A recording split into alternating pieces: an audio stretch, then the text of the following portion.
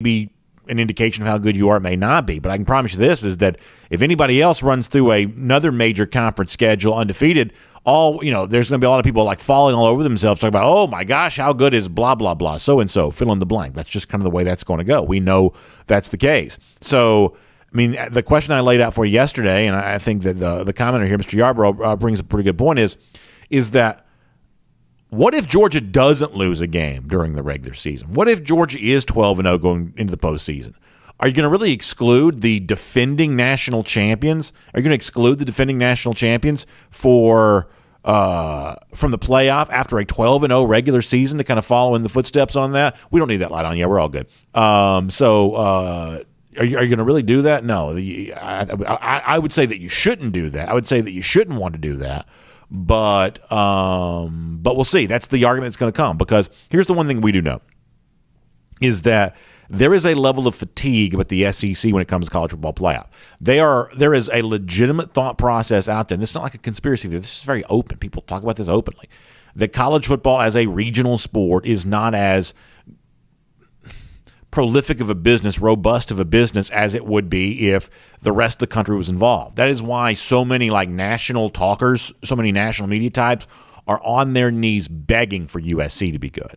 They are begging for the Pac-12 to matter. Now, it's also kind of interesting that if you look at the teams that are playing in the Elite Eight and things like that, there weren't very many West Coast teams involved in that either. I mean, after a while, you have to sort of start to wonder, is there something going on in the soil out there in the Pacific time zone? They're just not very good at college sports right now.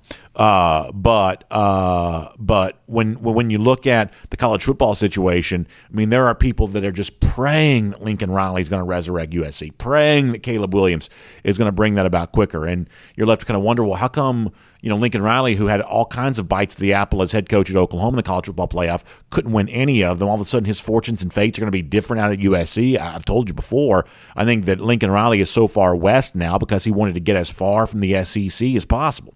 So even if USC were to one day make the college football playoff, I think Riley deep down suspects the result wouldn't be any different for him than it was when he took Oklahoma teams in the playoff to match up against SEC teams previously here on this. But it's kind of a long answer to a short comment, but that's ultimately, I think, the issue that's at stake here is that there are a lot of people who don't want Georgia versus Alabama for the national championship for the third time. They just don't. And if they can find a way to exclude the loser of that SEC title game, if we assume it's a Georgia-Bama rematch again, there are a lot of people who would like to find a justifiable reason to exclude the loser.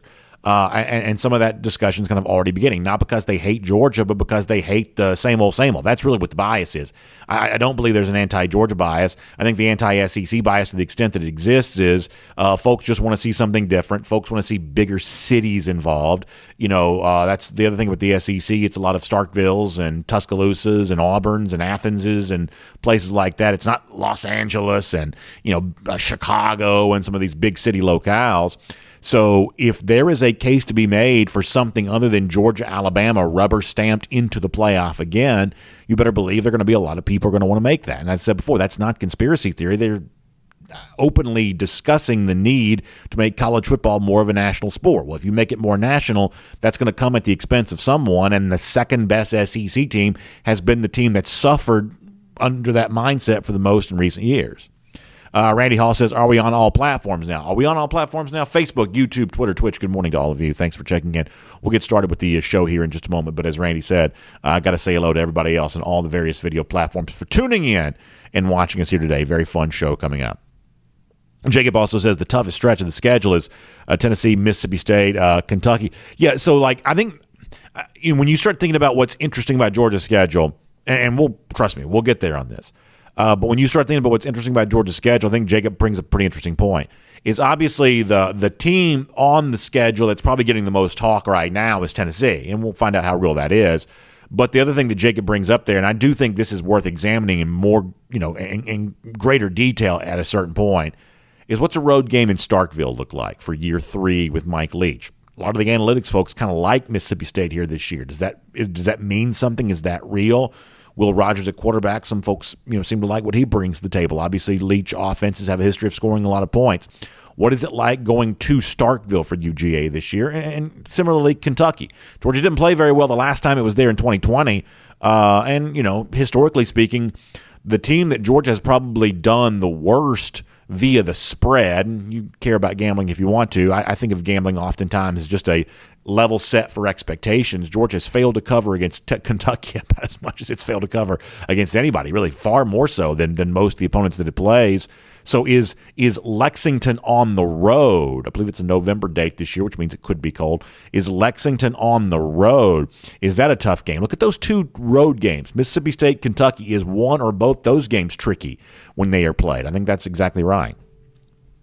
Diedrich Frazier says people will really be mad if the Braves and the Dogs both win another championship this year. They're both built to win now. Maybe, Diedrich, you're right, and that'd be fun to see. And I'm certainly excited about the Braves getting back at it again here very soon. Alan A. says, being optimistic, but I feel that Eric Gilbert's going to be a huge factor this year. Got that feeling. We'll talk to Terrence Edwards more about that tomorrow, Alan. But I think for right now, based on the little bit of chatter, a little bit of buzz I'm hearing from spring practice, the stuff coming out about Gilbert is as good as it's coming out about anybody right now. And I think this really highlights a difference between Kirby Smart and other coaches, where some coaches are falling all over themselves, talking about their new additions, their transfers, and kind of hyping them up, getting folks excited about them. You know, Smart's just going to take a little bit different tact when it comes to his own guys, and Gilbert's one of those guys that I think Smart has intentionally kind of tried to slow down expectations for. Terrence Edwards, who obviously knows Eric well, is going to try to do some of the same kind of stuff, but, you know, sounds like both on and off the field, Eric's doing a pretty good job right now. I've told you before that I'm also going to take a lead from guys that know Eric well. I'm not going to try to rush him too much towards what he might be able to accomplish, but there's no doubt that you're hearing some good things right now, and I would say that's good. It's good to be hearing good things. A couple of more minutes, and we'll start the regular show.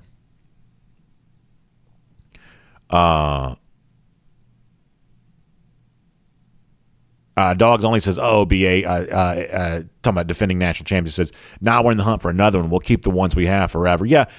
So I told you the other day that there's an element of, you know, what Kirby talked about when he discussed like defending a national championship.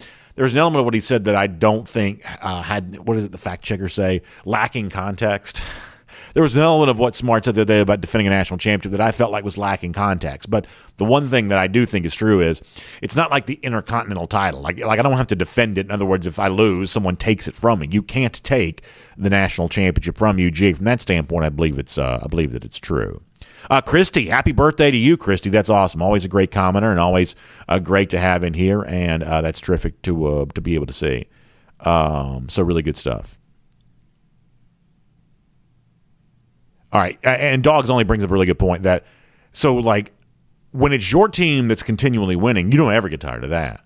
But when it's not your, I mean, let's face it, I mean, around here, you know, especially when Georgia was not doing as well as it is right now, we got pretty tired of Alabama too. And I've openly acknowledged that as somebody who kind of like shouts into a microphone for a living and gives a bunch of hot takes, it is not interesting to make the same old pick year after year. So this is one of those things, while I point out that the media is openly rooting for something different to happen, I also kind of understand where it comes from. I mean, y'all have heard me do this before too. It's like you want your playoff picks to have an element of, you know, like intrigue, a little bit unorthodox or contrarian. Those of you who fill out NCAA tournament brackets the same way, you know, you could very easily, you know, just kind of rubber stamp the 4 number 1 seeds all the way into the Final Four, and maybe sometimes if you're in a small bracket pool, that's actually a pretty good strategy. But in terms of getting pats in the backs from your friends, getting a little bit of a sense of pride, you know, to be that by the book, that's not really fun.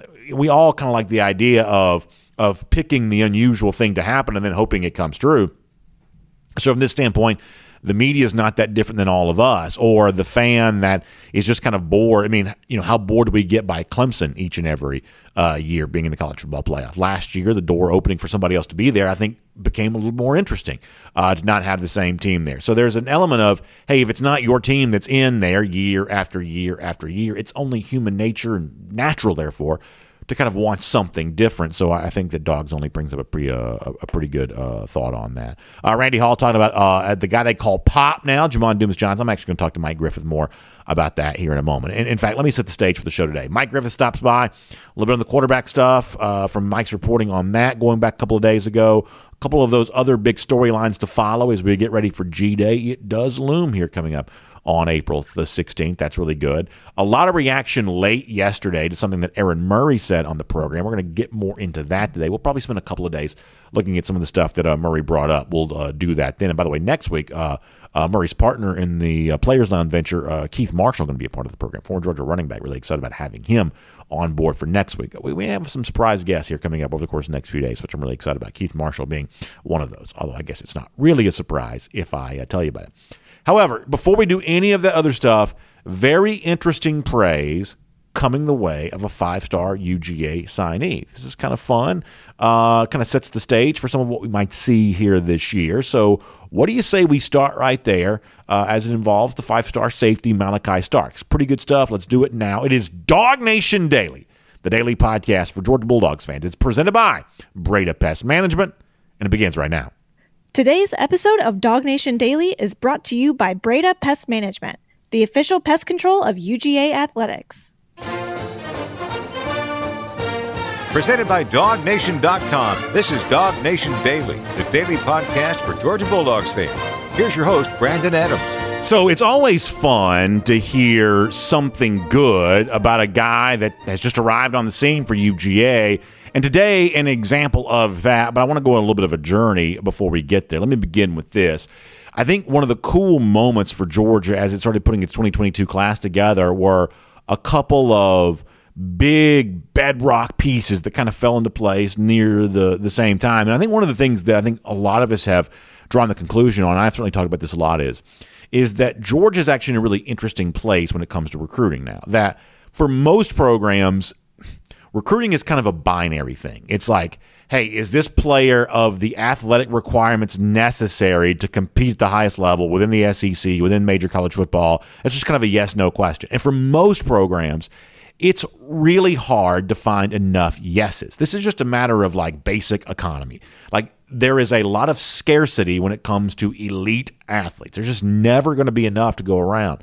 So there is a hard chase to find anyone who kind of matches the athletic criteria necessary, especially when it comes to competing in the SEC. So it's just kind of a yes-no question.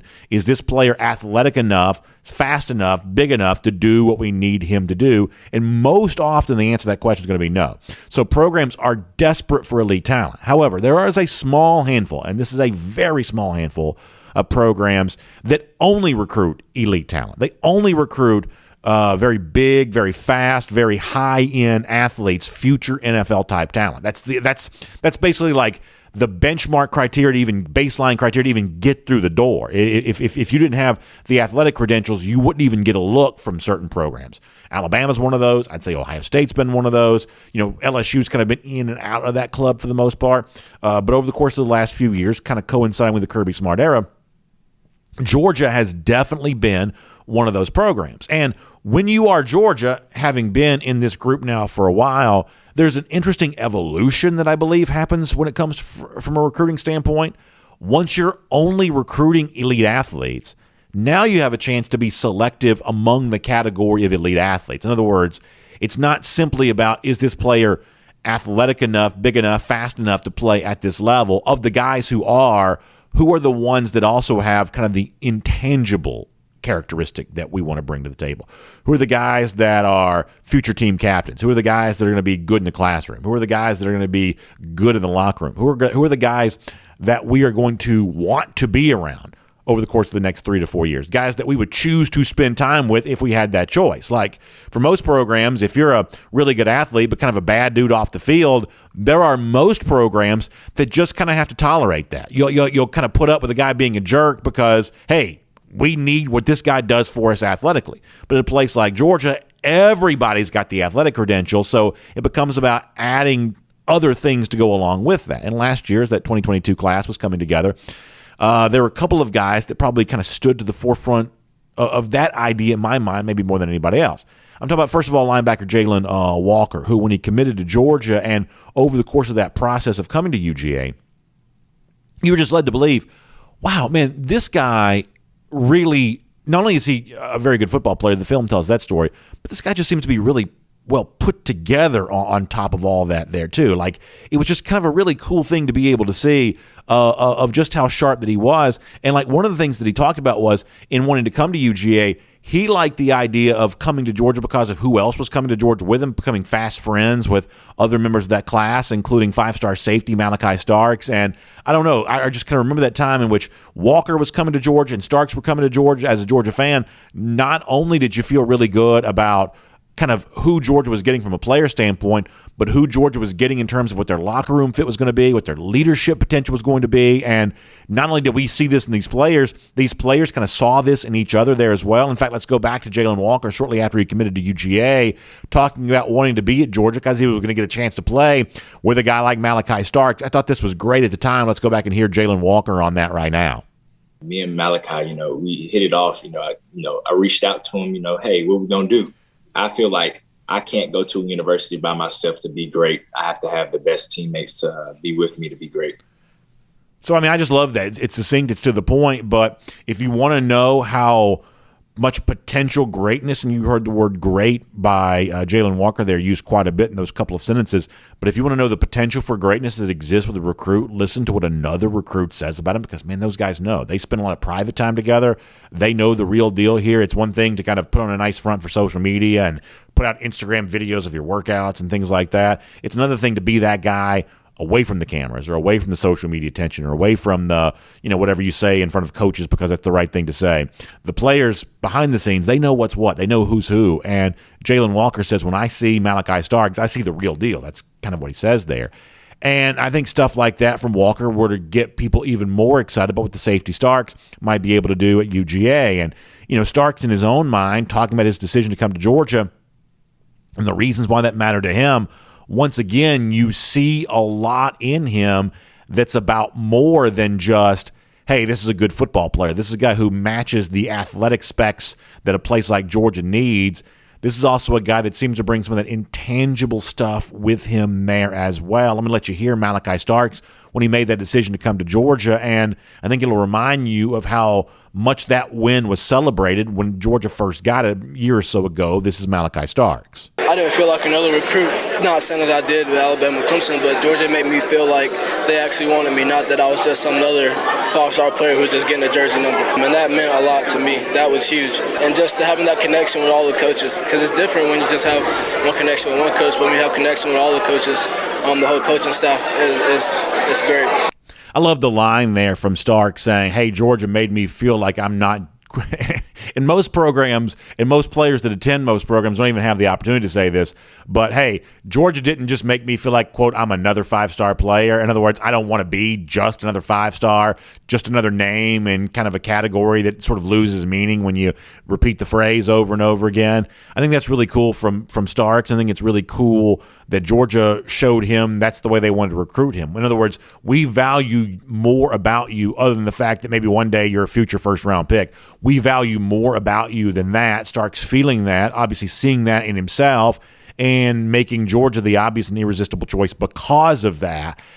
I think that's really cool. And all of that is a setup for this. So now that Starks is a player here at UGA, and now that Georgia's getting ready to reboot what was maybe the greatest defense of all time in 2021, a lot of folks are left to wonder, okay, well, what role do young, new, incoming players play in Georgia's reboot of its great defense from last season? And at least one analyst seems to think that Malaki Starks might play quite a role for UGA in all of this. Let me show you this on the screen. This is a quote from R.J. Young. R.J. Young is a analyst for Fox Sports, and he's got his basically, we're in kind of way too early top 25 seasons. The originals of these mostly came out in January, shortly after Georgia won the national championship. There's typically a reboot around signing day and then a reboot again around spring practice.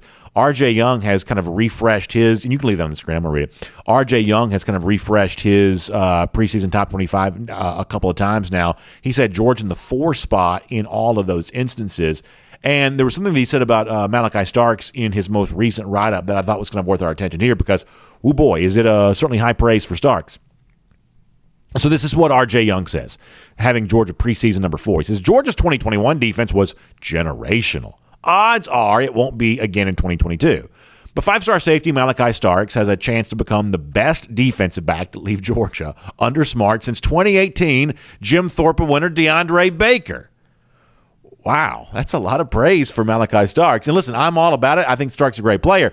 I'm not quite so sure that he's Obviously, the best of the freshman incoming defensive backs. I think there are a lot of cornerbacks, Dalen Everett, whatnot. They're going to have a chance to have something to say about that. But very interesting to hear that level of praise when it comes to Malaki Starks. And interesting to think how quickly he might have a chance to kind of live into that level of praise right there that admittedly Kirby Smart would probably roll his eyes if he heard. And there is a part of me that sort of think this is almost a level of overpraise, like to say, hey, this is going to be the best defensive back Kirby Smart's had. Like, have you seen the defensive backs that Kirby Smart had? Like right now, I would take just as good as Lewis Cine, It's like, or like eventually as good as Lewis Cine. Like I would feel like if Starks is one day that, Cine may be top 40 pick or something like that in this year's draft, that would probably be pretty good for Malaki Starks. We don't have to necessarily go to Thorpe Award winner just yet on this. Best defensive back Kirby Smart has had. That might be a level of overpraise there on that, but I think, listen, I'm kind of here for it, and I'm certainly very curious to see what Starks brings to the table.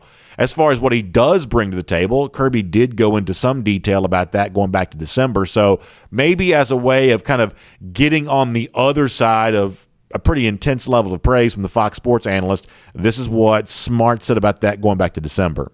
I think Malaki has a bright future. He's fast. Number one, he's very intelligent. He's high character, and you're going to hear me repeat that over and over because that matters way more than what reputation they're coming in with. So I think that's very true, and it's kind of going back to what we said a moment ago, is that, hey, it's not just the future Jim Thorpe Award-winning, future first-round pick stuff with a guy like Starks or a lot of these other guys who signed with Georgia in 2022. It's also the guy that brings the high character, the future team captain type thing. That's what Georgia seems to be targeting among the elite athletes it's chasing right now. Starks is an example of that. I think that's really cool to see. But can I do one more thing on this before we change the subject completely? And Michael, if you don't mind, would you mind throwing that quote back up there on the screen here for a moment from R.J. Young? Because the other thing that Young kind of brings up here, and I don't want to spend too much time on this because I've talked about it before, is it's the same thing we see everyone in the national media kind of repeat about UGA every single time. That, hey, why is Georgia only number 4 when they were number 1 last year? Or why is Georgia only number whatever in somebody else's preseason top 25? R.J. Young in this particular quote, moving off the Starks thing for a moment, kind of zeroes in on it, at least in the mind of what a lot of the media thinks. He says, Georgia's defense was generational in 2021, but it can't be that good in 2022. And I want to say this again, and I know sometimes you'll think I have a tendency to repeat myself, but I try to do that when I feel like it's important because leaders are repeaters. Here's the one thing you got to keep in mind about Georgia for the upcoming season from a defensive standpoint. And you can take that down now. Thank you.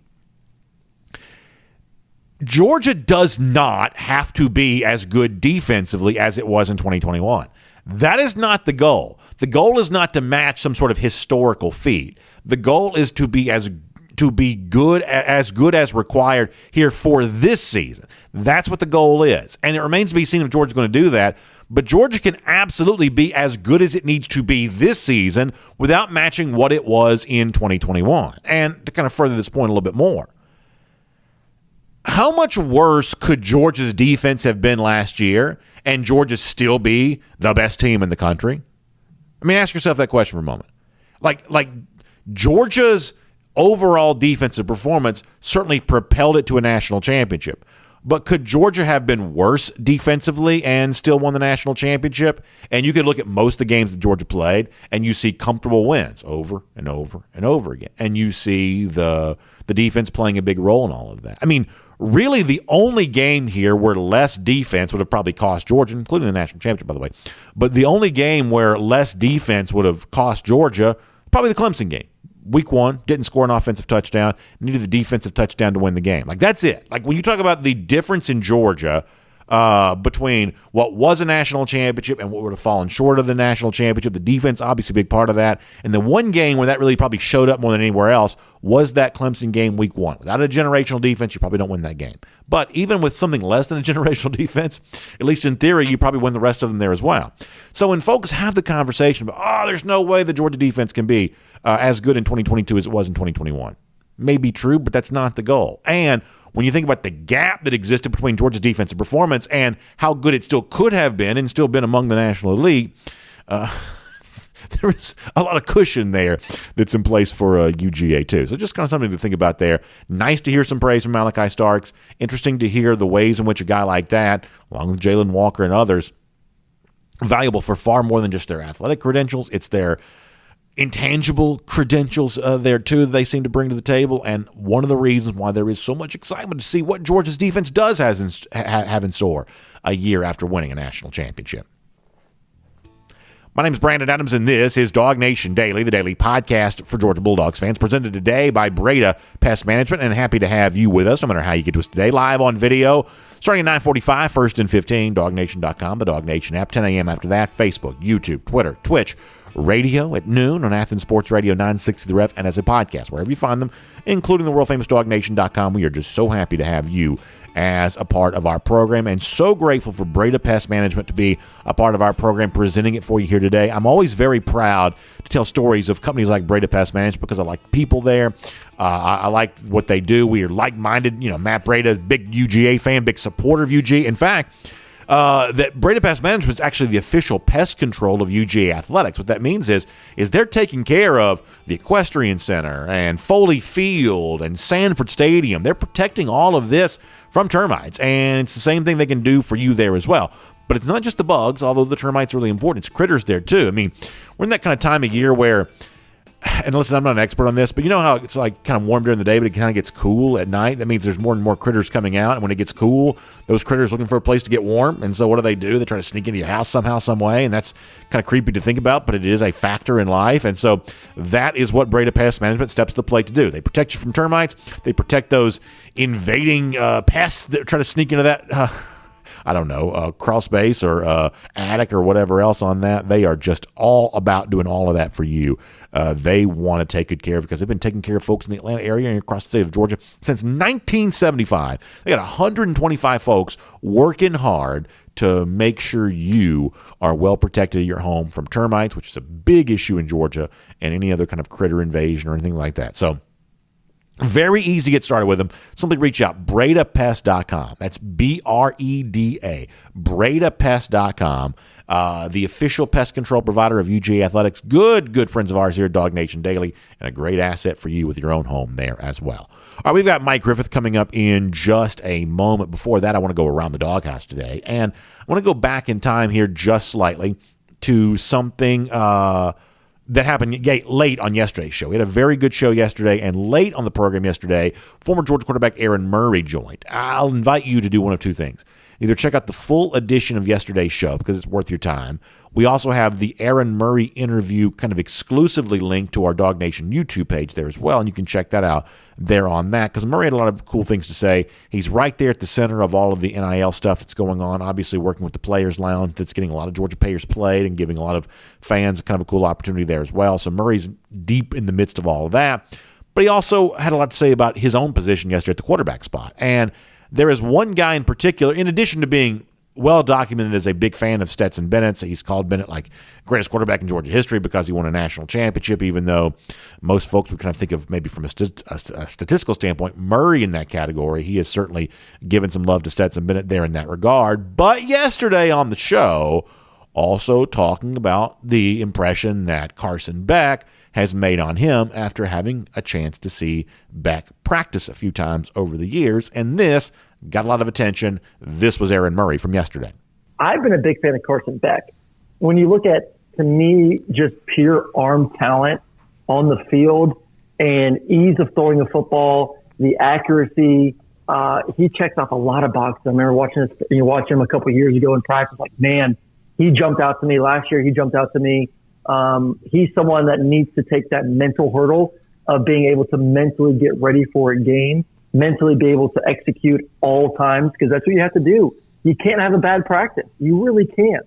You know, if you're going to be trusted and given the keys to the car of a five-star team, a former national championship football team with all these lofty expectations, you have to bring your A game every single day. So I think for him, that's going to be the key. Can you bring it every single day in spring? Can you do it in fall? And can you do it through the season? But when it comes to intangibles, when it comes to throwing the football, really impressed with him. So I think that's really interesting. I'm going to let you hear more of Aaron Murray in a moment. But beyond the idea of, wow, Carson Beck looks really good when he throws it, Aaron Murray's opinion on something like that really matters, because Aaron Murray looked really good when he threw it. Murray was a very prolific quarterback, very explosive offense at UGA. This is a guy who knows the quarterback position. So when he's standing there at practice, which he's had a chance to see a few times, and when he's watching a guy like Carson Beck throw the football, Murray's opinion on that's going to matter to me. And you hear Murray give praise to Beck. But as we told you the other day, the truth is always a combination of things you want to hear and maybe things that you don't want to hear. And you go a little further with Murray on this and now can you show it on every rep? Can you avoid ever having a bad practice? Not to say that anyone can be perfect, but perfection is the standard when it comes to how you have to handle the quarterback position, because it's the kind of position where you have to eliminate, the most likely errors that can happen, which means showing up every day and being that guy. That's how you earn the trust to be put on the field. And we're kind of left to believe, after Georgia maybe also liking some things about Beck a year ago, that when Georgia needed somebody else to play, the program led by Todd Monken, Kirby Smart, the head coach, just felt more comfortable playing someone who had played before, Stetson Bennett. Whatever concerns may have led Georgia to do that a year ago, can those concerns be alleviated by the way in which Beck is practicing right now? I think that's kind of fair to ask and fair to wonder. But it's not easy to ignore the fact that when Aaron Murray says, when I see Carson Beck, boy, I like the way that he throws the football. That matters because of who it is that's saying that. And Aaron Murray said that on our show yesterday. As far as Murray's other evaluation of the non-Stetson Bennett quarterbacks, Murray talked about that a little more too on yesterday's program, while also circling back to Carson Beck before it's all said and done. This is the former Georgia quarterback again. Brock Vandagriff, I know he's a talented kid, big kid. Actually was pretty impressed with how he was throwing the football. Last week, I went to go watch their practice last Saturday. He's someone I think is talented. Had some stuff I felt like he needed to tweak when it came to his arm motion. He looked like he worked on some of his fundamentals. Really like, what he brings from an athlete standpoint. Obviously just needs to continue to get reps. He's a young kid. Gunner, just learn, man. That's my recommendation. Yeah. I hopefully I get to go watch practice on Thursday or Saturday and really kind of watch him a little bit more. But right now you have an opportunity to learn from a hard-nosed competitor, a tremendous leader in Stetson Beck. I think he could benefit from that. But, if I'm the coaching staff right now and I know Stetson is my number one, I'm making sure I'm doing everything I can to make sure Carson Beck is ready to go. I just think when it comes to, like I said, talent, I think he's the most gifted thrower on that roster. I do. And I think if he can mentally get going, I think he can be pretty darn good here in the next year or two. That's really interesting. Really interesting that Murray, who has seen practice for now, and I don't think I'm putting words in his mouth when I say this, is taking Beck over Vandagriff. That's a guy who knows the quarterback position, has seen practice, saying, I like what I'm seeing from Brock Vandagriff, but boy, I really like what I'm seeing from Carson Beck. I think that's fairly, clearly what Murray is saying and all of that. Also, and he said a lot of other things about Stetson Bennett yesterday, and I didn't play that clip for me. I'm just kind of focusing on this because what he said about Beck kind of got the most attention. But you hear him say, hey, Stetson Bennett's your number one quarterback. That's Murray saying that in his mind. Once again, a guy who's been at Georgia practice. That's your number one quarterback, but can you also get Carson Beck ready to play? Can this be a guy that you trust to give some playing time to this year, with the idea of, maybe that is your starter in 2023, that maybe in the mind of a guy like Murray, Beck is ahead of Vandagriff in that battle to be the starter here next season. I think there's obviously still a lot to do on this, and I think it's all pretty fascinating. But as we said before, a guy like Murray, who has the credentials that he has and has the access that he has had, getting a chance to see practice as a former player here, that praise for Carson Beck probably matters. I don't think it really comes at the expense of Stetson Bennett, but based on what Mike Griffith has reported, some of those practice reps have come at the expense of Bennett. Is this simply a matter of seeing what you have in guys like Beck and Vandagriff, or is there more to it than that? I think that's all really fascinating. In fact, why don't we keep this conversation going here on DawgNation Daily, presented by Breda Pest Management, with a chance to talk to Mike Griffith more about this. He has had some reporting on that, and it's obviously one of the hot topics as Georgia gets ready for G-Day coming up on April 16th. What is going on with the quarterback spot? So let's keep it going. A lot of what Aaron Murray said there with Mike Griffith here today on DawgNation Daily, presented by Breda Pest Management.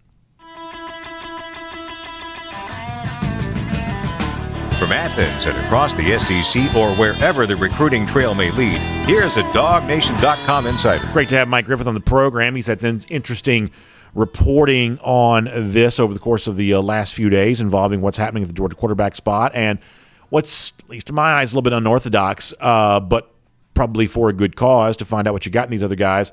More practice reps for guys like Carson Beck and Brock Vandagriff, which means a little less for Stetson Bennett, which ironically kind of puts him in the same spot he's been the last 2 years for Georgia, not practicing very much, at least recently, according to reports. Mike's as the number one quarterback. Mike, what do you make of all of this and what's going on there at that quarterback spot here right now? Well, I think some of it's self-inflicted from Bennett. I mean, you heard last week Kirby Smart challenged Stetson to go to class more, not to make boneheaded decisions on the field, boneheaded being his choice of word. Kirby's used that word more than once for Stetson. I don't understand why.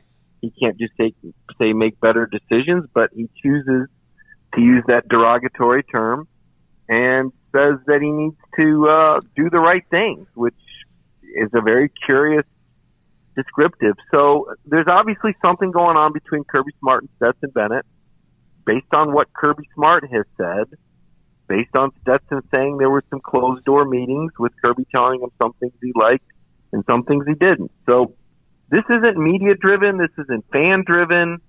This is, nobody's doing any hating. This is the head coach saying these things publicly and Stetson saying things publicly. And it's not the narrative any of us want. You want happy, Stetson's the man, number one, storybook continues.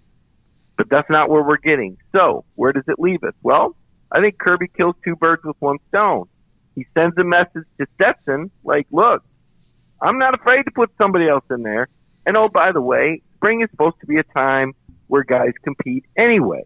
But to your point, you said it best. All we heard was how great it's going to be that Stetson's going to have all spring to get all these reps and grow in different ways that he hasn't been allowed to grow before because he was number 3 or number 4. And yet, like you just pointed out, Brandon, we're right back to him not getting the reps. So to me, it's curious. To me, it's a team issue that Kirby has chosen to publicly work through. We know that Kirby, like most all these other coaches, can hide things. We did not have to know all this. Kirby did not have to put Stetson Bennett on blast in the media. The head coach chose to do that. So that's why we're talking about it today. So let me play devil's advocate here for a moment, and I'm going to start off being a fan on this. I like Stetson Bennett. I really, really enjoyed what he did for UGA last year, and yet simultaneous to that, I wanted a quarterback competition here this spring because I felt like guys like Brock Vandagriff and Carson Beck, the ones who've been here now for a little while, in the case of Beck, he's going into his 3rd year, I just simply thought they deserved a chance to show what they're all about. And listen, I say that as a person who will have reverence for Stetson Bennett forever and as a person who believes he's probably pretty hard to beat out at the quarterback spot here this year, just given the fact that he's got so much experience. And I really thought he had a pretty good year a year ago, and yet I still wanted Beck and Vandagriff to get their look.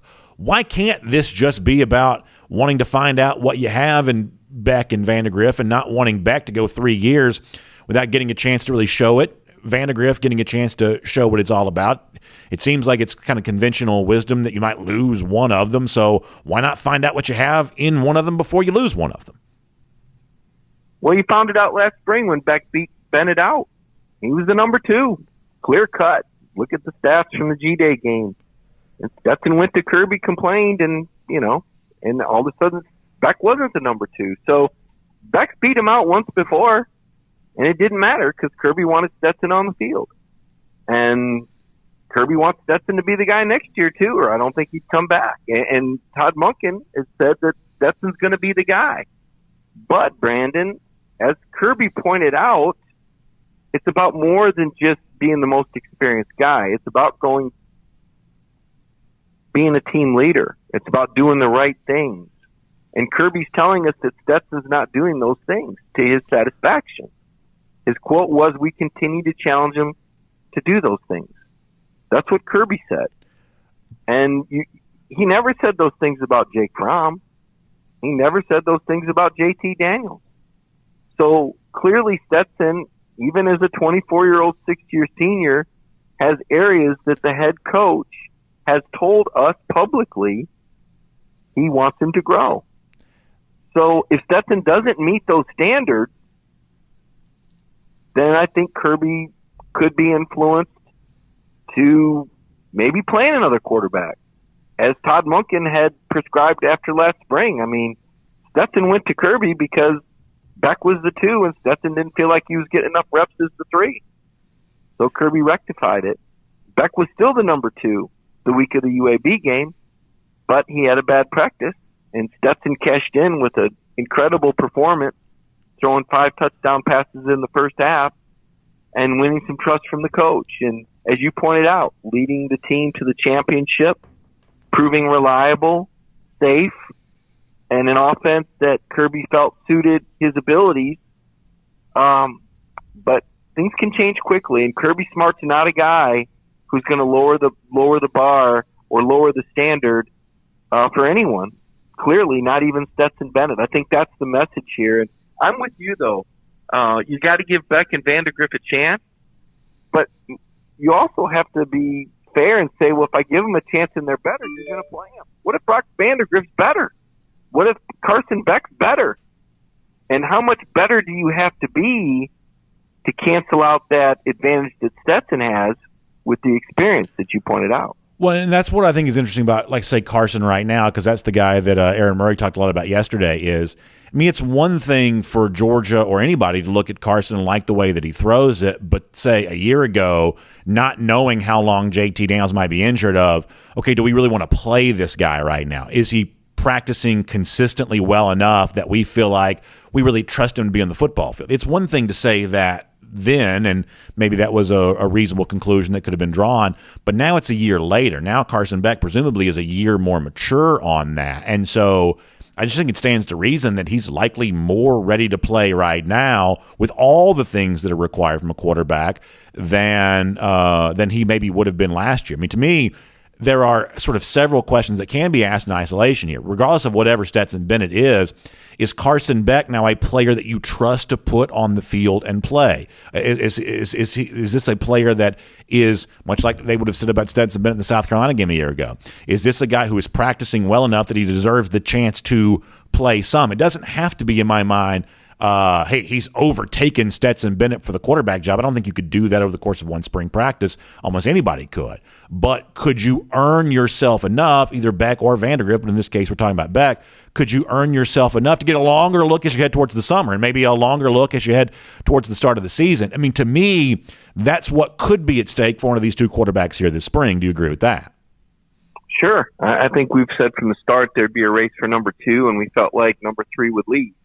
That may or may not be true. I don't know. Maybe number 3 stays because there's been a lot of transfer portal quarterback action already, and I don't know where you really go. The devil you know versus the devil you don't know. I mean, who's ready for another starting? I mean, you see as JT Daniels sits in the portal, he's being very meticulous with his decision making. Where is he guaranteed a spot? You know, that's hard to know. Some teams are still in the midst of spring drills and maybe haven't decided if they want to transfer or not. Notre Dame, for example. So I think that it's intriguing. It's a new world. There's some new complexities to this with the portal and with NIL, I might add. Aaron Murray now is involved in, somewhere in that collectives game. He may have a stake in this. I don't know. I know that Aaron also said a couple of years ago, when he watched a scrimmage with Jamie Newman and JT Daniels and Stetson Bennett, that he thought Carson Beck was the most talented player out there. And then he went back and deleted his tweet. So I don't know what to think here. And I don't know what body of work that he's basing it off of, because I've heard that there's been some inconsistencies in Carson's game to this point. Even now, I thought he looked good at Pro Day. What I was able to observe, he clearly has an electric arm. You can tell that he's gotten thicker and more athletic. I think that was a concern a couple of years ago, was that he needed to grow into his frame a bit. Kirby's not going to put a guy out there that isn't ready. We saw that Tennessee quarterback a couple of years ago get destroyed by Eric Stokes. I don't think he's come back from it yet, frankly. I don't even know where he's at So you can put those guys out there too soon. But as far as Carson goes, the limited information that I have and what I've seen is this is a guy with a very high upside, but still probably some inconsistencies. I think Stetson is still the best choice. I think he's still the safest choice, provided that he is meeting the off-the-field requirements. Kirby is not going to waver. The fact that he called him out for not going to class, Brandon, you got to admit, I mean, have you ever heard anything like that for a quarterback that won a title at this stature of his career? But to be fair, he says he needs to, the exact text of what Smart said was he's not going, he didn't say he's not going to class. He says, hey, I guess what I'm saying is I didn't think what Smart said about Bennett the other day was necessarily all that different than he says about anybody else. You understand what I'm saying? I didn't think that Smart's words about Bennett the other day were necessarily that wildly different than what he says about anybody else at any point in time when he just kind of doesn't want to play along with whatever the media narrative might be in a given moment. Well, I would agree, but there was no narrative. He offered that up without being asked, and he specifically used Stetson as a guy that they wanted to challenge to do better with going. I guess my point is he's darn near 30 years old. Like, what kind of class is he even going to? I don't know. Does he even have a degree yet? He's in his 6th year at Georgia. I don't know that he's got a degree. But the point is this: whatever the details of it are, and they're so abstract. To your point, we don't know. Did he miss one class? Did he miss 3? Is it 5? Is he failing 2 classes? We don't know the extent of it. What we do know is that Kirby chose to put him on blast. He specifically chose to put Stetson Bennett under public scrutiny. The motives, we don't know. He's the head coach. He didn't publicly choose to put anybody else. Nobody asked, hey, how's Stetson doing with class? That wasn't a question. He just threw it out there because that's what Kirby does. Now, he does that with players he really likes. He used to put Richard LeCount on blast a lot.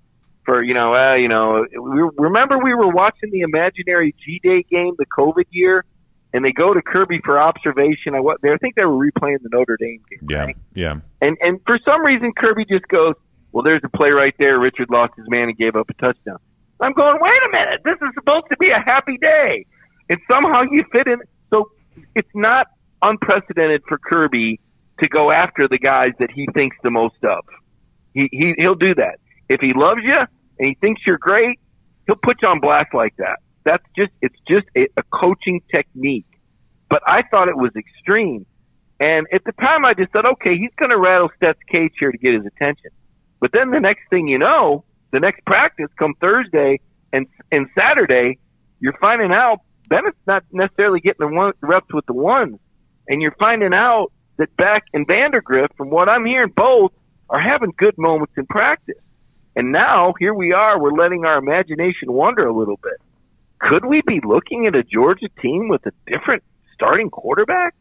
Personally, I don't think so. I think Stet will come around and meet whatever standard Kirby puts in front of him. But I think it's twofold. Once again, he sends the message to Stet, and he gives Vandergrift and Beck an opportunity to get valuable reps, and as you pointed out, prove themselves. All right, let me shift gears here, do a couple other things here for a moment while I have you. I don't want to take up too much of your time. One of the things I've talked about this week is when you go back and look at what led to Georgia's national championship a year ago, it was individual players who raised their level of play, guys who were not necessarily on the radar to be very high draft picks maybe a year ago, certainly have put themselves in a very rarefied air of NFL draft conversation right now. And if Georgia's going to be once again a national championship contender for the upcoming season, I believe the same thing's got to be true again. Guys have got to really step up on an individual basis. Mike, when you kind of scan this roster, you had a chance to watch a lot of practice of the day, and you've obviously been close to the situation in Athens here throughout the spring. Like, who are the guys that you think on this roster right now are most at the forefront of maybe being able to take that big step forward and kind of become something close to household names the way that guys like Devontae White and Quay Walker and others probably would have done maybe a year or so ago? I think A.D. Mitchell's one of them. I think A.D. is a guy that, flashed. Obviously, he made the tremendous catch in the national championship game. But, to be the X, to be that threat, to make that safety think twice, to make those defenses play cover two, I think A.D. Mitchell needs to continue to evolve. I think a healthy return of Dominic Blaylock and Kyrus Jackson could go a long way. Those were a couple veterans. Certainly Blaylock was out, but Kyrus I don't think was ever really himself. You remember Stet's first year as the starter, he was kind of the go-to guy for Stetson, and then JT came in and Pickens came to life. But Kyrus was Stetson's guy coming out of the slot because of those shorter routes. I think he's going to be really important. In fact, he's my sneaky pick to lead the team in targets. How about that? Even though Brock Bowers is phenomenal, I think teams are going to be like, okay, let's spend a little time watching film this offseason because this guy killed us last year. I don't think Brock Bowers is going to have as many catches and as many yards next year as he did this past season. I think a lot of that was the byproduct of receivers being injured and the game plan and how teams played Georgia. A lot of Todd Monken's offense, really most all of it, is predicated on how the defense plays you and taking what they give you with the correct read at the line of scrimmage, hence the value that Stetson's experience gives him. He's a guy that's going to make the read at the line of scrimmage, and usually the right read. And that's really key because you got to find the open guy, and you got to be able to read the defense. I mean, other than Alabama, they had his head spinning a little bit, and he threw some of those passes over the middle in the SEC title game. But other than Bama, nobody, Stetson did a really nice job of making those reads. So I think Kyrus, I think A.D. Mitchell, Ladd McConkey, receiving core in general needs to get better. Last year, start of the year, a lot of rookies and a lot of banged up guys. All right. And that's why Brock Bowers thrived. This year, I think as a whole, I think the running backs, I think Kenny McIntosh and Kendall Milton. I mean, this is your new Thunder and Lightning. This is your Chubb Michelle, right? These are bigger backs. I think Kenny's got great vision and cutback ability. He's a good receiver out of the backfield. We saw that as he was clutch in the Cincinnati game on the final drive. Had the longest runs in a couple of the games last year. He's been the most explosive runner based on the number of carries. I think he led the SEC at one point in yards after contact. And then Kendall Milton, I think, has a lot of ceiling. He's been slowed by injuries each of the last 2 years. I think Sentel's pointed out that, has used that old quote, the best ability is availability. Kendall's got to show us that he can take that workload and that physicality. But there's been some runs, Brandon, where he just, that run he had against Tennessee where he broke 8 tackles. I know you know which one I'm talking about. I can't get it out of my mind. I mean, the guy can be just a force. So I think both of those guys, because I think the run game needs to come to fruition. And I'm staying on offense here because I think the offense is going to have to do more. Listen, Zion Logue, Jamon Dumas-Johnson, these guys are important, obviously. Whoever lines up opposite Keely Ringo needs to get better. He'll tell you his coverage wasn't great. Made an oil painting moment, had a really bad game before that, right? Can Kamari Lassiter on the other side? These are some of the names. And what's the incoming punter? Thorson, I think? I mean, you had a tremendous weapon and advantage in Camarda that flipped field position, so many hidden yards. Didn't talk nearly enough about that. Going to be important. So I think you bring up a great point that last year's team really thrived because of guys like Devontae Wyatt, Lewis Sane, Channing Tindall. These are guys, I thought James Cook even grew even more. Justin Schaefer, guys that expanded their roles, improved their abilities. But finally, leadership. And it kind of brings us back full circle here. I think part of the reason that Kirby's leading on Stetson is he knows there's a leadership void, and he needs Stet to set that example and be that leader, just like he needs Chris Smith to be that leader on defense. And he needs, Jalen Carter to evolve as a third-year player into more of a leader, right? Because, like you said, roles need to be filled, and a lot of leadership is going out the door. Mike, interesting stuff. Thanks for being here on our program today. We'll look forward to reading a lot more from you coming up at DawgNation.com the days to come, and a chance to chat with you as we get closer and closer to G-Day with each passing day. Thanks for being here on DawgNation Daily, presented by Breda Pest Management, and we'll look forward to doing it again very soon. Appreciate your insights, B.A. Thanks. Good stuff. Let's take a look around the rest of the league. This is SEC Through. Let me just say this really quickly about the quarterback thing, and then we'll move on and look at a couple different things here for a moment. I mean, right now, at least based on what Mike has reported, in terms of the actual goings-on of spring practice, that things are kind of playing out the way that I wanted them to. I mean, I'm really happy that Stetson Bennett came back. I loved Stetson Bennett for Georgia a year ago. I thought he actually had a pretty good season 2020 there as well. I think Stetson Bennett's played pretty well for Georgia when he's gotten a chance to play. And I also wanted to see what Georgia had with the other guys there too.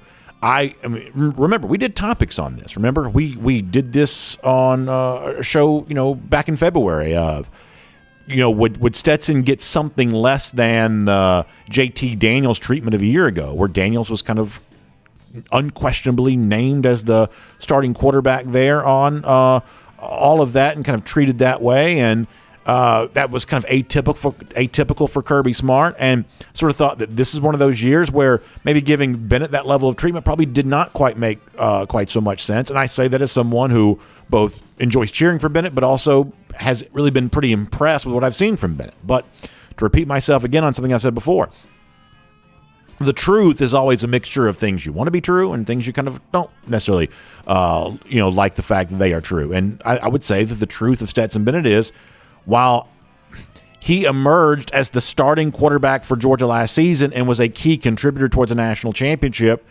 given the chance to remove all doubt and discussion of who should be Georgia's quarterback, it's probably fair to say that Bennett stopped short of doing that. And when you think about moving into a new season, no longer competing with JT Daniels, who's, I guess, still waiting on his next college destination, but now competing with Beck and Vandegrift, that Bennett is, in my mind, the starter. He is, in my mind, the number one quarterback.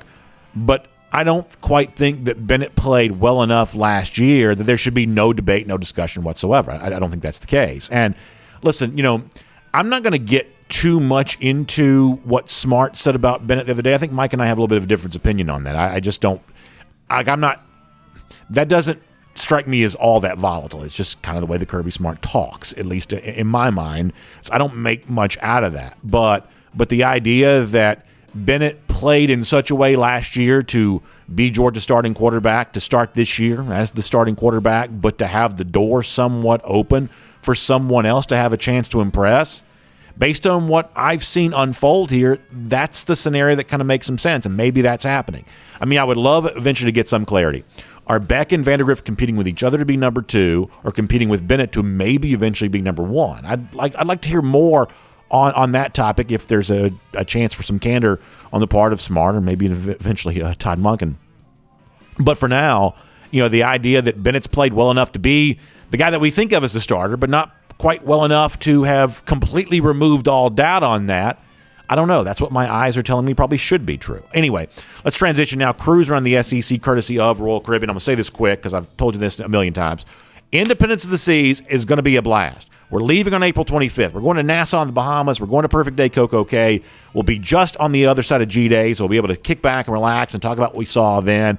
We'll also be watching the NFL Draft Thursday night from the ship. That's going to be a lot of fun. Our buddy Mike's going to be there, Mike Griffith. I'm going to be there. Jeff Santel's going to be there. It's going to be a great time, but we want you to be there. And you got to go fast if you want to get there. DawgNation.com, top of the page. You can click the link, or you can go to DawgNationCruise.com and book your travel while there's still time to leave out of Port Canaveral, to be on Independence of the Seas, going on, like I said, Independence of the Seas to Nassau and Perfect Day Coco Cay.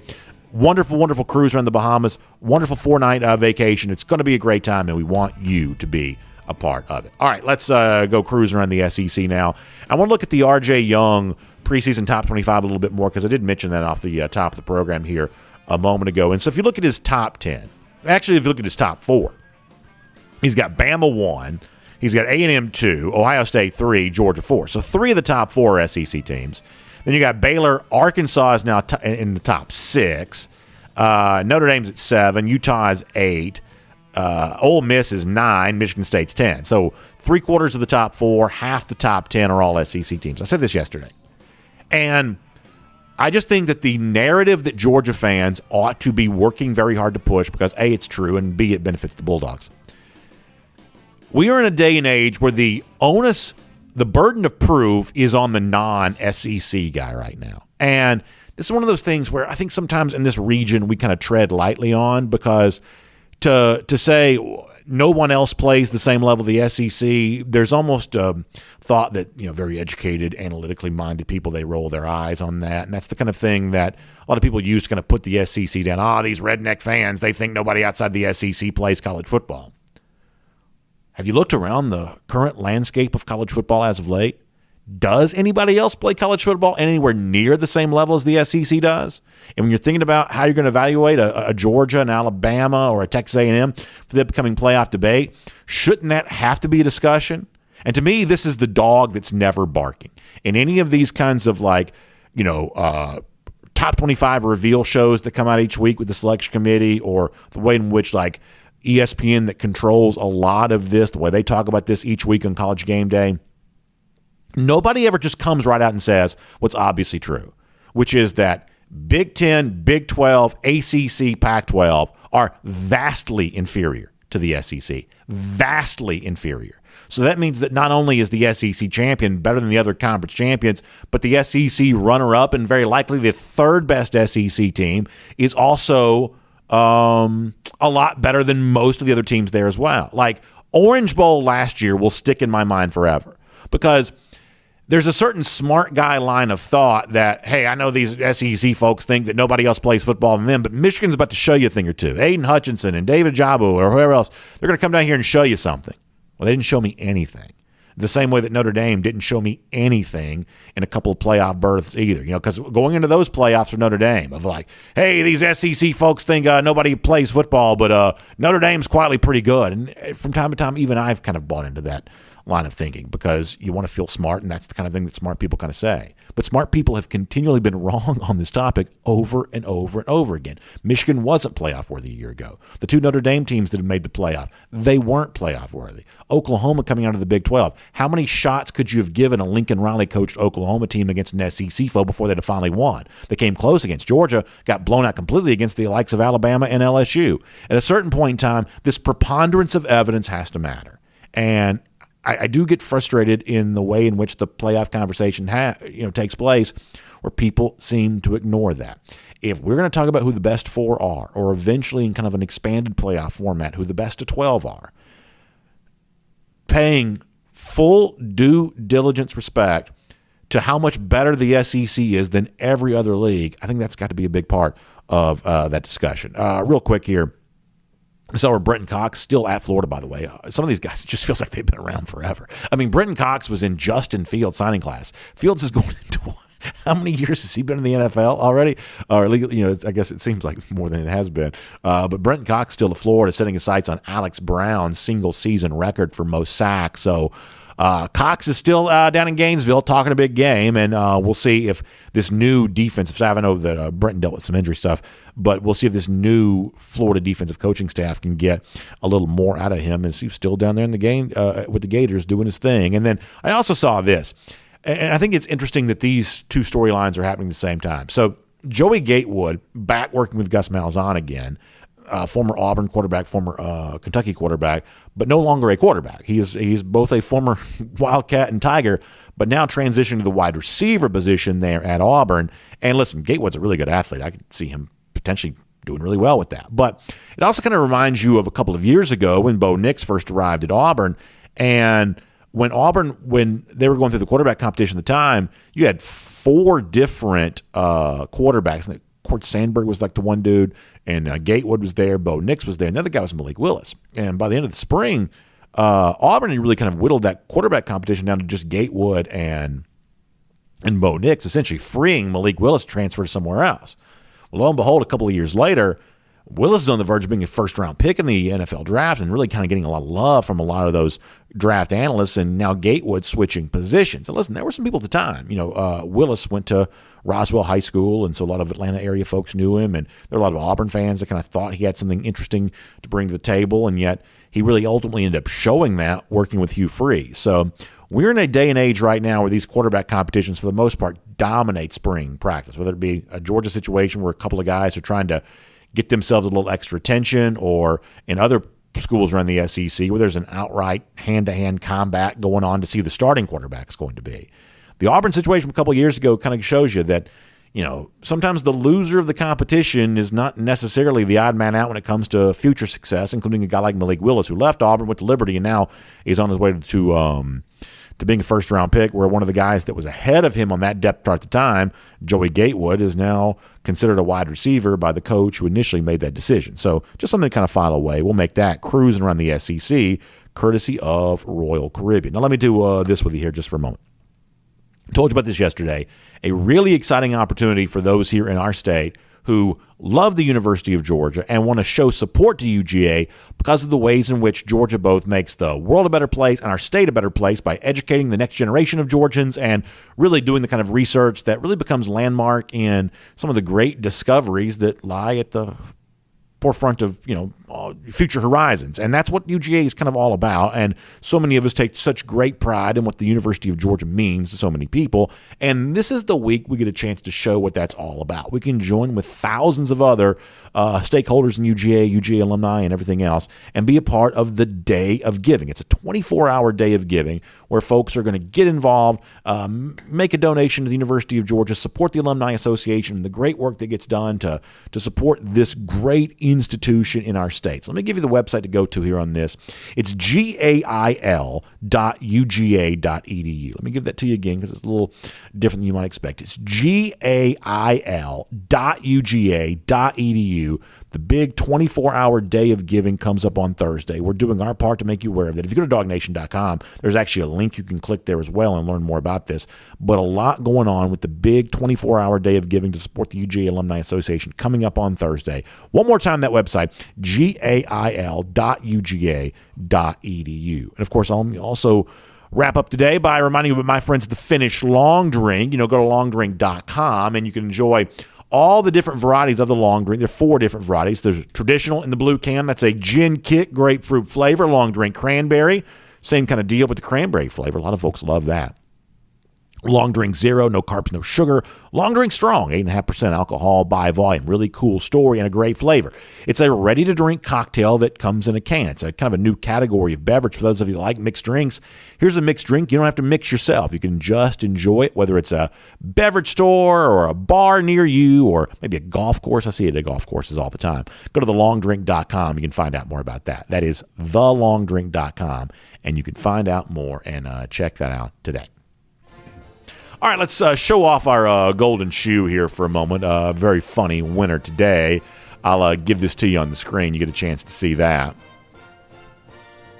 All right, there we go. So this is very funny. Jonah 2000 shared this on Twitter, going back to Aaron Murray yesterday. It's the popular meme of the guy looking at the other girl instead of his girlfriend, except in this particular case, it's Aaron Murray looking at Carson Beck, no longer looking at Stetson Bennett. That's a very funny image there, and kind of a funny, I guess, meme about that. But the truth is that Aaron said plenty of great things about Stetson Bennett yesterday, and it said plenty of great things about Bennett over the years. I don't think Murray necessarily questions Bennett as starter, but you heard him pretty clearly yesterday say some very strong things about Carson Beck, which certainly got the attention of a lot of folks in our audience. So pretty funny there from Jonah to kind of represent that in meme form. Mentioned the lousy, stinking Gators a moment ago. Let's remind you, a good Georgia fan is a Gator hater first and foremost.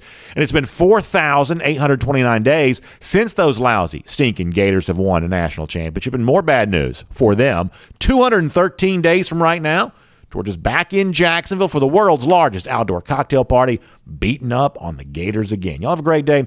We'll see you tomorrow. DawgNation Daily, presented by Breda Pest Management. And on video, time now for the R.S. Andrews Cool Down. Of course, R.S. Andrews, the one you turn to for your air conditioning, heating, plumbing, and electric needs. It's going to be 80 degrees here in the Atlanta area today.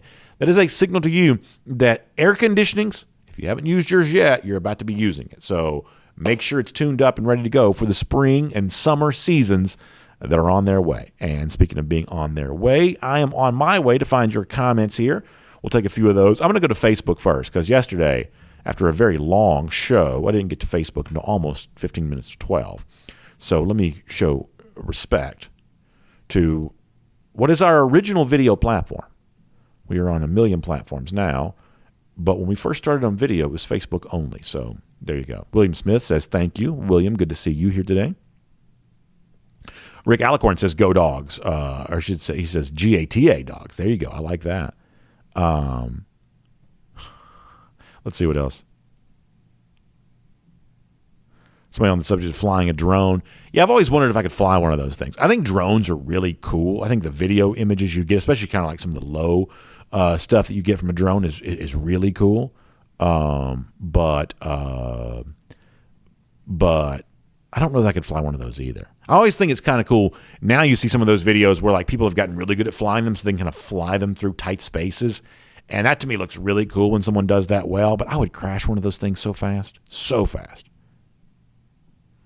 Sonia Prescott on the subject of Tiger Woods. Joel Moody bringing this up there as well. Yeah, I didn't think there was any chance. I didn't think there was any chance that Tiger Woods would be playing in Augusta, but I guess now there is more than a good chance that he's going to try to give this a go. I mean, look, I'm kind of speaking off the cuff here. I probably shouldn't do this. I don't think anybody probably has, or at least not enough people have probably given full consideration to just how serious the auto accident that Woods had could have been. Very, very serious. I mean, beyond just the obvious thing of like loss of life or something like that, which is always a factor with an auto accident. I mean, I think there are other potential complications there that could have been very real. I mean, Tiger is a very, very lucky man on the other side of that auto accident. Let's see what else. I think somebody kind of like a couple folks kind of like the Aaron Murray Stetson Bennett meme.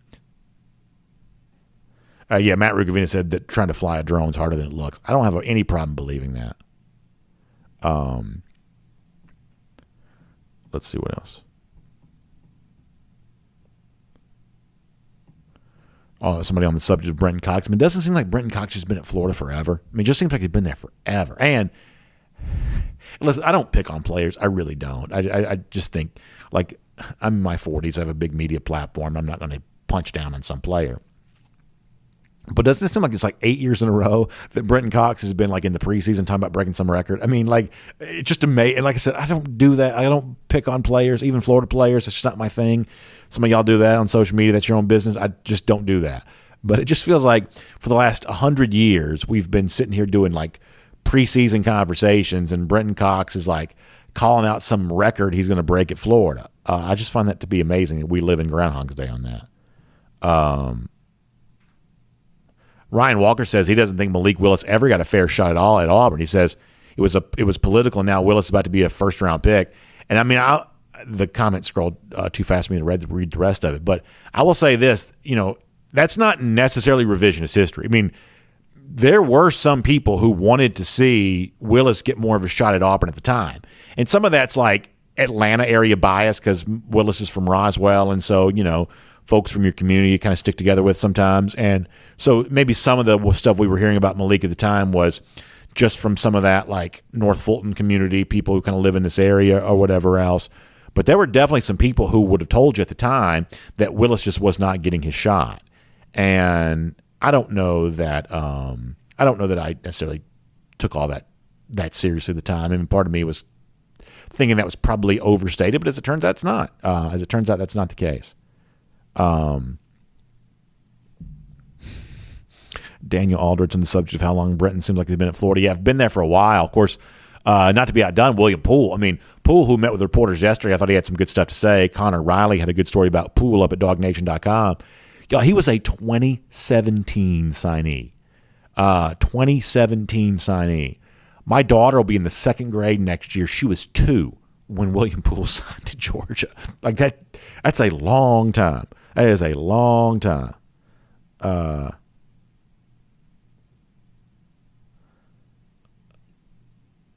Somebody's brainwashing the grandkids.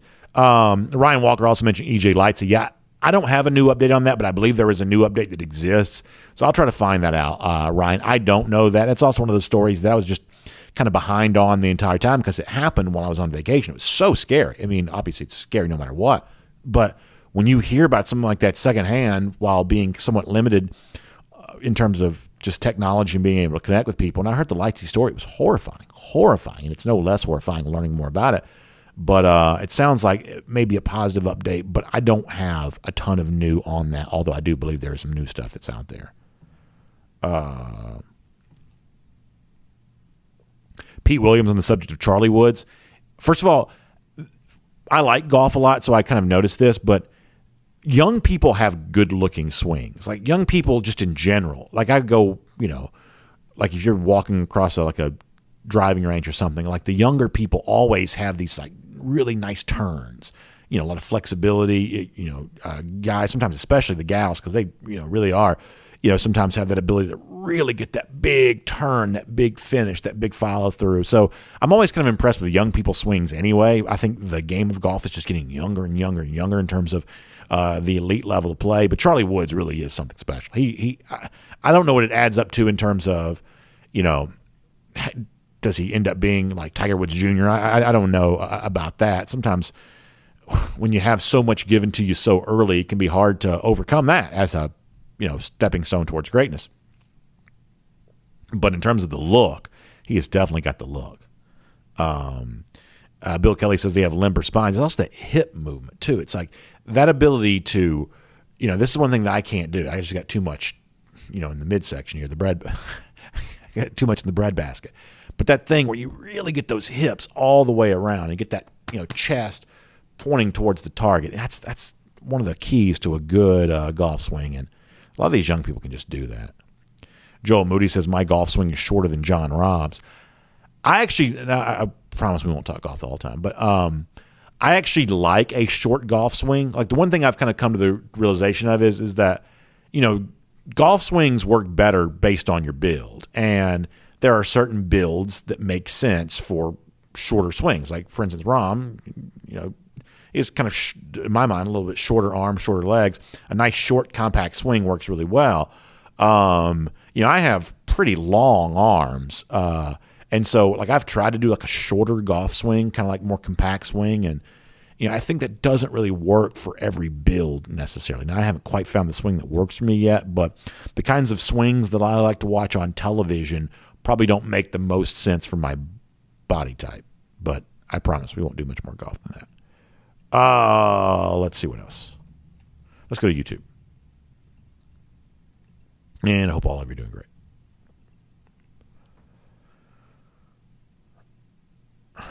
Green Soldier says, we fight a lot. Facebook's the same comments for an hour. Green Soldier on the subject of Bill Belichick at Georgia Pro Day. That's kind of interesting. Jonathan Aaron says, if Bennett's not the starter this year because of the comments Kirby's made, you have Carson and Brock. I know what Murray said, but do you think a mobile quarterback will be as important this year as last year? I mean, I think that all things being equal, you would always want a quarterback with a little bit of mobility. In other words, like if it's equal on both sides, I think that that a mobile quarterback has always got some value. And as I said before, listen.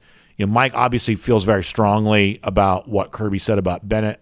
I don't know that I feel quite as strongly about that as he does. I'm just being honest that to me, I feel like, Kirby's always saying a lot of stuff. I mean, Kirby says a lot of stuff. And I don't know that I take that. Had Mike not said what he said about it, I don't know that I would have really given much thought about it really at all, I guess is what I'm trying to say, is that in and of itself, it's not the kind of thing that generated a lot of response from me. But Mike's reporting on the other quarterbacks taking reps, that does get a big response to me. And as I've told you before, that would have to at least mean something. However, as I said to Connor Riley yesterday, to me, the issue right now is, can one of these two guys, whether it be Beck or Vandegrift, and I think you bring up a really good point, that no matter how much Aaron Murray says that he likes Carson Beck, and we respect his opinion on that, Vandegrift is still a part of this conversation and potentially a very big part of this conversation because of what we've seen from him there as well. So I think you're right about that. But whether it be Beck or Vandegrift, the issue is not, can you overtake Stetson Bennett? Over the course of one spring, no one's going to really be able to do that. That's just not a very large sample size. But could you do enough this spring so that you are in contention for some playing time this upcoming season? Where you're the kind of guy they feel okay putting in a game. Because ultimately, if JT Daniels was your starter a year ago, and in the Clemson game, it was thought that Carson Beck was the number 2, this notion that when Daniels got hurt, Beck didn't go in, this is not a constitutional line of succession. That's not what this is. There is no constitutional mandate that the next quarterback has to be Carson Beck. Once Daniels wasn't ready anymore, it simply becomes a question of readiness. Who is ready to play? And they decided the guy who had played before, Bennett, was more ready to play than Beck was. Because, listen, this is one of those things where nobody really says this out loud, but I have my suspicions about this, is that ultimately the thing that caused Daniel some trouble a year ago, and I don't believe this is necessarily his fault, I really don't, but it's just a fact, is they couldn't be sure how long he was going to be hurt because he had been hurt a lot, and that's not his fault. The best that I certainly can tell, he just has suffered some bad luck. Had the injury in 2019, and then the setback in 2020, and then a different injury in 2021. But they just had to consider other options if Daniels wasn't going to be healthy. And lo and behold, when the door was open for Stetson Bennett, man, he stormed through, and I think he won over a lot of the team with how he played at a time in which Georgia wasn't quite so sure it had a quarterback. And I think that's, to me anyway, always going to be kind of part of the story there on all that. Tiger Baskins brings up a pretty good point that I get confused about this a lot. When someone says Brock, even if they say the last name, all I hear is the Brock part. And sometimes someone's talking about Brock Bowers, and I think they're talking about Brock Vandegrift, or vice versa, kind of the same thing. Let's see what else. Foster Moss says, anybody got their G-Day tickets? If so, where do you purchase them? I guess from the main site, GeorgiaDogs.com. I don't always feel like the GeorgiaDogs.com is the most functional website, honesty compels me to admit. But yeah, GeorgiaDogs.com should have that. Green Soldier says, do you think that K-Mac and Kendall Milton could be the combo Mike G is hoping for? It's lining up to be something special for sure. Both have tons of time under the great staff and playing time. So we've talked about this a lot. I do think that the Georgia running game has an opportunity to take a big step forward this year. And that's not because I think that McIntosh and Milton are necessarily way better than Cook and White. I don't necessarily feel that way. But I do believe that this year's offensive line has a chance to be maybe way better, or at least better than one was a season ago. And like the one thing I keep coming back to, and we've mentioned this on the show before, if you look at 2016 to 2017, Nick Chubb, way better player in 17 than 16, statistical profile anyway. It's easy to assume why. Well, Chubb was way healthier. I mean, Chubb, and it's weird that he had such a good game in the first game against North Carolina, because there were a lot of games after that where he probably just still didn't look quite as healthy, 1 year removed from a horrible, horrible injury. But Sony Michelle, there is no injury there. Sony Michelle, at least, a significant thing. Sony Michelle's statistical improvement, 2016 to 2017, I think you're left to kind of ask the question of, well, how come his numbers got so much better? Some of that was Michelle was just a good player who had one more year of improvement. But the other thing you come back to is the 2017 offensive line for Georgia was remarkably improved compared to what it was in 2016. If you want to go back and listen to some preseason conversation on this show prior to the 2017 season, it was still an assumption that Georgia's offensive line was probably a weakness, because Georgia's offensive line had not really been great the previous year. And you're moving guys around. You're kind of forced to play Isaiah Wynn at left tackle, which at the time did not really seem like a natural position fit for him. And you had other unknowns. It's almost kind of hard to remember, all the things we were saying. But my gosh, Andrew Thomas playing right tackle. Are you sure about that? I mean, like a lot of this stuff seems so obvious after the fact. But putting Thomas in as a starter at right tackle to begin the season, there were a lot of people who were just not quite so sure about that. And listen, all these guys are for the most part elite recruits, and Thomas was there too, but there were even some people who were asking some questions about him on the recruiting trail too. I mean, it's one of those things where in retrospect, just destined to be. Andrew Thomas was great from the word go. That is not what people were necessarily saying before the year began. It obviously turned out to be true. It was number 4 pick in the draft. But the point here is that going into the 2017 season, there was this thought of, hey, maybe this offensive line is not going to be very good. But once it proved itself to be really good, and I thought they had a good day against Notre Dame, for instance, and the rest was kind of history after that, all of a sudden Chubb and Michelle skyrocketing stats, way better numbers from both guys than they were in 2016. So that's the key to me for Milton and McIntosh. Assuming they both stay healthy, what does the offensive line look like in front of them? Are they opening holes much the same way? Because if this is like best, most productive rushing attack in the SEC again to go with the other stuff that Todd Monken's doing. I mean, to me, that's game on. That's game on, go home for a lot of folks in the world. Jay Shipe says, I get long-winded during the YouTube comments. It's only because the comments are so provocative. That's only why. I'm just responding to the intensity of the comments. Wally Smith says, our offensive line is our strongest position group, I believe. I would say that you're more confident in that right now than I am, but I hope that's true, because if it is true, there is a lot that's unlocked because of that. A lot that's unlocked because of that. Let's see what else.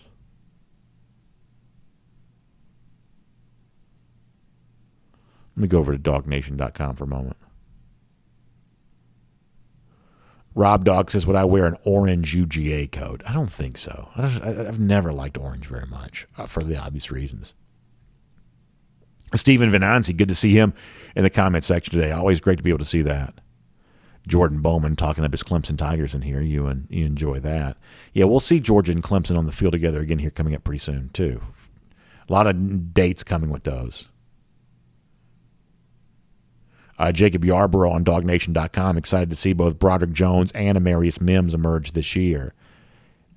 Yeah, one of the things I'd kind of called for is, hey, maybe Mims gets that look at guard. As of yet, I'm not quite so sure that's happening, but yeah. Brandon Ray says Kendall Milton will emerge. Listen, Kendall's got a lot of fans in this fan base with good reason, and so that'd be cool to be able to see. Rick D is also excited about Broderick Jones and what he could do this year. And yeah, I mean, it sort of seems like it's his time, which is great.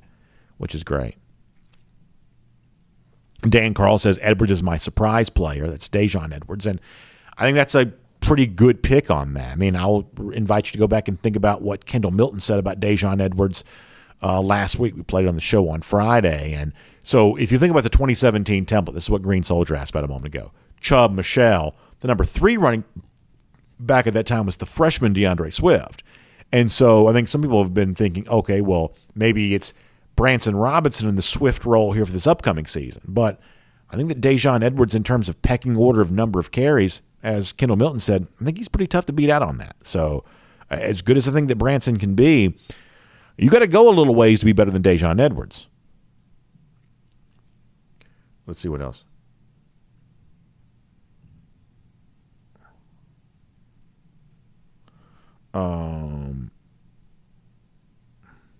CJ says, I wish my dog loved me as much as DawgNation loves Stetson Bennett. Just unreal. So this is one of those things where I get frustrated, and I'm going to, pull CJ's comment out here in particular. So if that's in relationship to something that I have said, then I just think you're being unfair. Now, maybe I'm misreading what you're saying here, but think about what I said during the show, what I've said kind of a lot, which is that I thought Stetson Bennett played well in 2021. I actually thought he played pretty well in 2020 for the most part. He'll always have a revered place in history because he led Georgia to a national championship. And yet, I also think there is some room for competition here this year, whether it's Beck and Vandegrift competing for some playing time or Beck and Vandegrift outright competing to be the starting quarterback. That I don't know that Bennett played so well a year ago that he removed any doubt, any conversation from that should happen around the quarterback spot. To me, that is a fair, even-handed look at all of this. And if that draws criticism, then I just don't know what else could be done. I really don't. But there is room for some nuance in a discussion like that. And if you're not willing to embrace that nuance, and to me it tells me more about you than it does me. I'm not picking on the particular commenter here, but that's always been the frustrating part about that particular debate. Like, here's the question you always want to ask yourself is, in any particular debate, what are the inconvenient facts? In other words, hey, I may think one thing, but I, on this show, hopefully will acknowledge the facts that are in evidence that I sort of wish weren't true, the stuff that doesn't help my argument. I think when it comes to the quarterback thing from time to time, people get so entrenched in their corner, whether it be pro this guy or pro that guy, that they're incapable of acknowledging facts that argue against their point. But listen, anybody who's ever been a part of a debate team will tell you this, that if you totally ignore all the facts that don't help your argument, then your argument actually gets weaker because of that. Read a good columnist, for instance. They understand this, which is, hey, you've got your point of view, but if you want people to believe your point of view, you also have to acknowledge the stuff that argues against your point of view, because ultimately that makes your argument even stronger. And that's always like the weird thing to me about the Georgia quarterback discussion, to the extent that it happens, is like people, once they get entrenched into a corner, they don't want to argue. They don't want to acknowledge anything that argues against their point of view. Tom says, don't sleep on Zion Logue. I think Logue's a very important member of this team. Hard to be as good as Jordan Davis was. Hard to be as big as Jordan Davis was. But Logue, I think, is a really important member of this team for sure, and a very big role, both literally and physically, or I should say literally and figuratively, for the upcoming season. Let's see what else.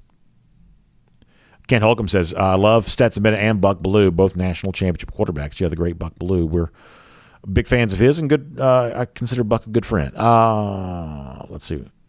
What else? Joel Moody says there's competition at every position at Georgia. Iron sharpens iron. So we said this a little bit yesterday, that this is one of the things that I think coaches sometimes do themselves a disservice on when it comes to the quarterback position in particular, because like there was one clip from I played the Malaki Starks things a little bit earlier. Like there was one portion of that clip that I edited out that just didn't fit with the topic, but kind of feels relevant now. That Smart was asked if Malaki Starks could play star. And one of the things that Smart said is, I'm going to butcher this a little bit, but the general sense is, hey, we don't think of a guy as just a star. We think of a corner could be a star, or a safety could be a star. The star is the nickel back position. That's the extra defensive back who also has some run-stopping responsibilities at times. But the point is, Kirby says, hey, we kind of think of guys as two positions. Maybe a wide receiver is like an inside guy or an outside guy. Maybe a defensive back is a corner or a safety. Maybe a linebacker is like, maybe you're an outside linebacker, defensive end, or you're like an inside linebacker, outside linebacker. I'm butchering this a little bit, but we're kind of like trying to cross-train guys at a couple of different spots to basically give them the best chance to find a place to play, and also give us the best chance to have guys who can help us and contribute by having guys more cross-trained. Quarterback doesn't provide that. Quarterback, it's not like there's another position the quarterback typically plays other than quarterback. And here's the thing, if you've ever experienced a practice or watched a practice, you understand this. There are not infinite amounts of quarterback practice reps to go around. There aren't enough bodies to work with quarterbacks. There aren't enough practice fields to have these. I mean, you are limited by time and space when it comes to your quarterback stuff. So we've heard coaches in the past say, yeah, we're going to put these guys in a competition, and whoever plays the best, that's during practice, that's the guy that's going to play on Saturdays. And to a certain extent, that's just not possible. I mean, part of your job is not competing quarterbacks to find out who the best is. Part of your job as a coach is to identify the guy you think is the best and then get him ready to play. And that's just the basic gist of it, is that at practice there aren't infinite reps to go around. So you have to start off with some sort of pecking order in your mind of who are the guys that we really need to get ready, because we can't get, if you want to include Gunner in this, we can't get four quarterbacks equally ready. Nor can you really give four quarterbacks an equal amount of time to impress. There's just not enough practice time to go around, because your eventual starter only ends up getting 25% of the practice reps. That's not a recipe for success. So, yes, there is a competition, but you do have to, if you're Todd Monken, you do have to pre-decide here a little bit of what it is that you want to see from a practice. You can't go into the whole thing, I don't believe anyway, totally open-minded to whatever occurs, because if you try to make it equally divided amongst four guys, you're not going to have anybody who's all that ready to play come September when it's time to play those games. Somebody mentioned Randon Jernigan. I saw this.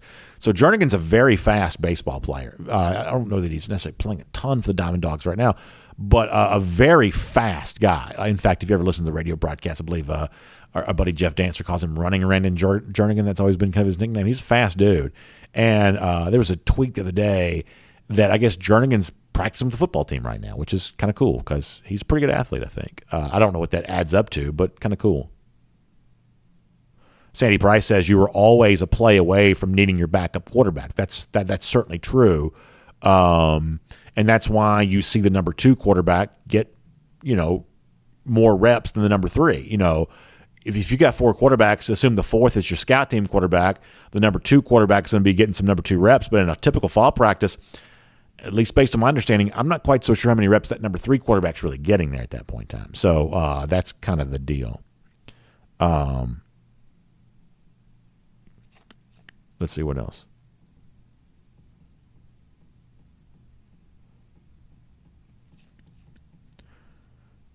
Sandy Price has my breakout players this season, Carson Beck and Branson Robinson. Boy, that's fun. Fun to think about that. Rex Robinson, Lucy Bowers Boykin. Yeah, Rex, of course, great former kicker, and I know a big Dog fan still. That'd be a fun guest for sure. That's pretty good. Somebody mentioning Stetson Bennett and his turning up the bottle of Pappy Van Winkle. That'll be an indelible image from that national championship for sure. All right, we're getting ready to go here.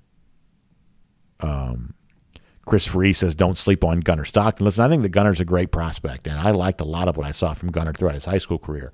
I think it's really hard at a place like Georgia right now to step in as an incoming freshman right away. Gunnar may eventually be the starting quarterback on this team, but I think his moment is more likely to come years from now.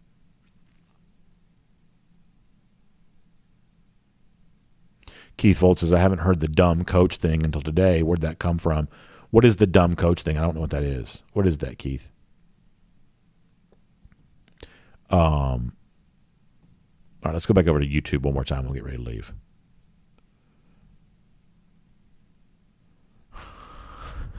Thomas Tyson, very funny. An Alabama fan has checked in over to the YouTube comment section. I'm sure that'll be well received. Also, the subject of Kentucky for the upcoming year coming up. Yeah, I think we said this on our 1st and 15 before the show began, that if you're looking at interesting games in the Georgia schedule, those road games, is it back-to-back road games? I don't have the schedule fully memorized right now, but at Mississippi State, at Kentucky are pretty interesting road games. Jonathan Aaron says Bobby Heenan or Jim Cornette for best manager. So I grew up loving wrestling down south. So the stuff that was taking place on like TBS was my very favorite. But like the Memphis stuff and the world-class stuff, Continental, like all of the southern territories, that was the wrestling that I really liked, as you might imagine, being a southern guy. I liked all the southern wrestling. So you pretty much give me anybody from like WWF in comparison to what was happening down here. I'm always going to take the southern guy over the other. I mean, to me, Jim Cornette was so much fun, so entertaining. And Heenan's great, but like my brand of wrestling was the 605 on Saturday nights, the stuff that Joe Pedicino had on Channel 36 starting at 8 p.m. That was just my brand of wrestling. I liked that old school Southern Territory stuff. I definitely did. Let's see what else. Johnny Dog says, what exactly is Scott Cochran's role right now? So Cochran is in that analyst role right now. I think he's still by title listed as special teams coordinator, but he's not one of the 10 on-field coaches right now. So he's in that scenario right now. Scott Harris says, who's the starting tackle for the red and the black teams? I think it stands to reason that Broderick's going to be your starting tackle for the red team offense, which leaves the black team side. It sounds like Mims has worked some at right tackle. It sounds like Truss right now is kind of working at guard. So who does that leave for you at tackle? Why am I blanking on this? But it sounds like some of that's going on. Jonathan Aaron says Arn Anderson's from Rome, Georgia. Yeah, I listen to Arn's podcast sometimes. Arn's one of my all-time favorites. All-time favorite.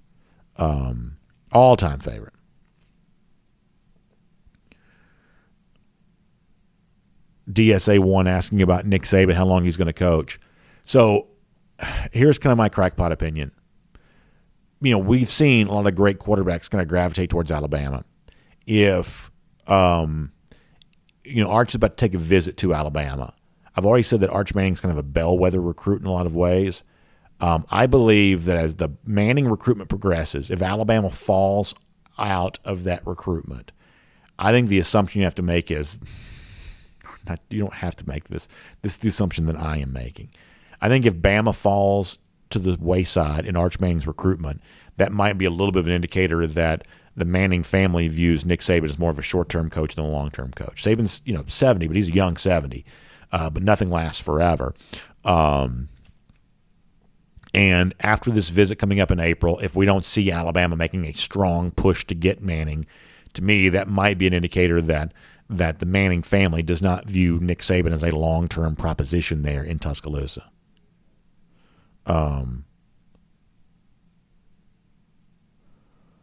Let's see what else. The Alabama fan says, why are we so worried about Nick Saban? Listen, based on some of the ways he ran that team this past year, leading to a Georgia national championship, I'm not quite so sure. I don't want to see him stick around for a little while. Let's see what else. Jerry Dogs fans, it's the same thing. He says, how about Gordon Soley or Mean Gene? I think that Mean Gene is a very underrated wrestling figure because he was very good at storytelling in these interviews. But, man, you give me the Gordon Soley. I mean, and like Soley as the 605 Saturday broadcaster, like that's a little older than I am. My guy in that role was the great Tony Schiavone, who's obviously had a connection to UGA for kind of a long time. But my guy 605 Saturday Night was really more Tony Schiavone.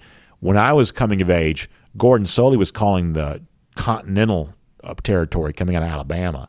Wendell Cooley and the Fuller brothers and Adrian Street. I'm telling you, the video quality for these shows was like the grainiest. They had very little lighting. It was inferior to the WWF in every way, but I liked it way better. I'm talking about all of that Southern style wrestling. Like the WWF was always very bright. They had good music. It was like a lot of production value. Like by comparison, NWA was always really dark. Memphis, taking place in a small TV studio.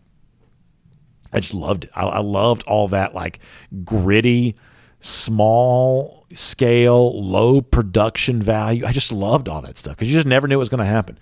Jerry Lawler might throw a fireball in somebody's face, or Jim Cornette might fall off a scaffold. They just took more chances.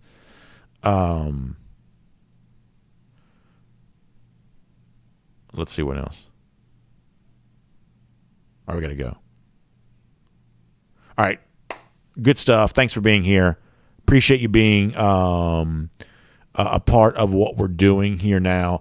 Let me finish this. Eric Haynes says, do you think Arch Manning starts as a freshman? So I'll be very happy to tell you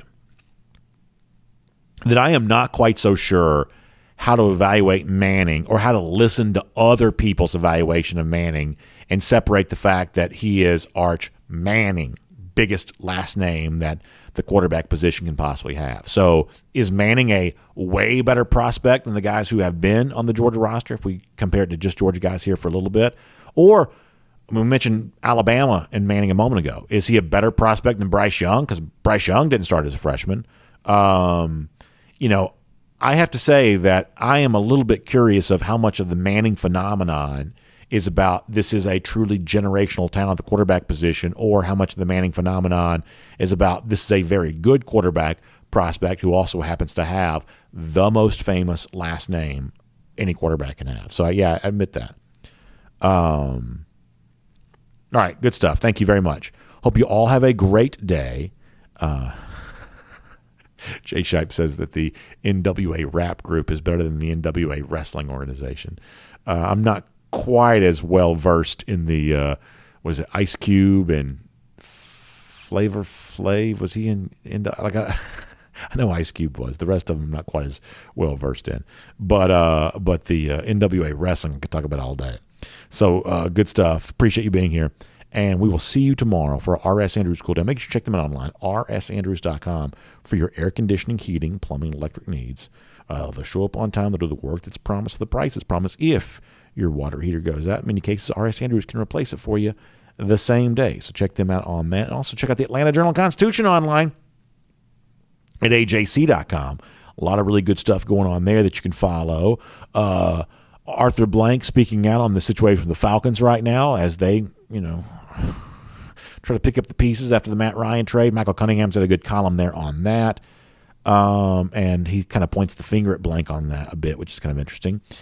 And D-Led's got a mock draft coming out. Speaking of the Falcons, getting ready for that. We're getting closer to Braves opening day. And as somebody else said a moment ago, Tiger Woods in Augusta trying to give it a go, trying to get ready for the Masters. Could that really be? It would have been unforeseen for me a few weeks ago, but maybe it's not quite such a long shot anymore. Coverage of that online, Atlanta Journal-Constitution at AJC.com. Hope you have a great day. We will look forward to seeing all of you tomorrow. It is DawgNation Daily, presented by Breda Pest Management.